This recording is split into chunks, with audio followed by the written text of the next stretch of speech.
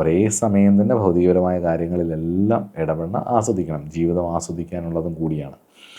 എല്ലാം വേണം, എല്ലാം ധാർമ്മികമായ രീതിയിൽ വേണം എന്നുള്ളതാണ്. ഋഷിമാരൊന്നിനും എതിർത്തിട്ടില്ലല്ലോ. അപ്പം വേണം, പക്ഷേ എതിർക്കുന്നത് എന്തിനാണ്? നമുക്ക് ദോഷം, നമ്മുടെ ശരീരത്തിനും മനസ്സിനും ചുറ്റുപാട് നിൽക്കുന്നവർക്കും ഈ പ്രപഞ്ചത്തിനും ദോഷമാവുന്ന കാര്യങ്ങളാണ് നമ്മൾ പാപം അല്ലെങ്കിൽ മോശം കാര്യങ്ങൾ എന്ന് പറയുന്നത്.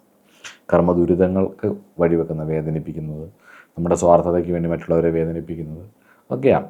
അപ്പം നിങ്ങൾ ഭൗതിക ലോകത്തിലെ സന്തോഷങ്ങൾ ആസ്വദിക്കുക, നിങ്ങൾക്കിഷ്ടമുള്ള കാര്യങ്ങൾ ചെയ്യുക, അവനവനെ സ്നേഹിക്കുക, ശരീരം നന്നായിട്ട് നോക്കുക.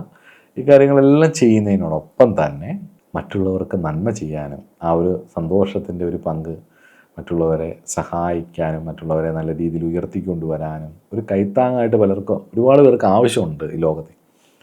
ഒന്ന് കേൾക്കാൻ, ഒരു കൈ പിടിക്കാൻ, അല്ലെങ്കിൽ ഒന്ന് ഉയർത്തിക്കൊണ്ടു പോകാൻ, സഹായിക്കാൻ, സേവനങ്ങൾ ചെയ്യാൻ ഇഷ്ടംപോലെ കാര്യങ്ങളുണ്ട്. അപ്പോൾ അതൊക്കെ ചെയ്യാനും അതോടൊപ്പം തന്നെ സ്വയം ആത്മീയമായിട്ട് വളരണം. ഈ ആത്മീയമായിട്ട് വളരുമ്പോഴാണ് പലതും ചെയ്യണം, ഈ ജന്മം എനിക്ക് ഇനി ഇത്രയേ ഉള്ളൂ, അപ്പോൾ എനിക്ക് എന്തെങ്കിലുമൊക്കെ എൻ്റെ വണ്ടിയും വാഹനങ്ങളും മേടിക്കുക മാത്രമല്ല, ഞാൻ ജീവിച്ചിരുന്നതിന് എന്തെങ്കിലുമൊക്കെ ഒരു ഗുണം, സ്വയം ഒന്ന് സന്തോഷിക്കാനും സമാധാനമായിട്ടിരിക്കാൻ വേണ്ടി എന്തെങ്കിലുമൊക്കെ ചെയ്തു എന്ന് ഒരു സ്വയം തോന്നൽ, ഒരു സെൽഫ് ലവ്, ഒരു സെൽഫ് റെസ്പെക്റ്റ് ഒക്കെ ഉണ്ടാവാൻ വേണ്ടിയിട്ട് ആത്മീയപരമായ കാര്യങ്ങൾ കൂടെ ചെയ്ത് അതിനോടൊപ്പം തന്നെ ഭൗതികപരമായിട്ടുള്ള കാര്യങ്ങൾ ആസ്വദിച്ചുകൊണ്ട് ഭംഗിയായിട്ട് മുന്നോട്ട് പോവുകയും ചെയ്യുക.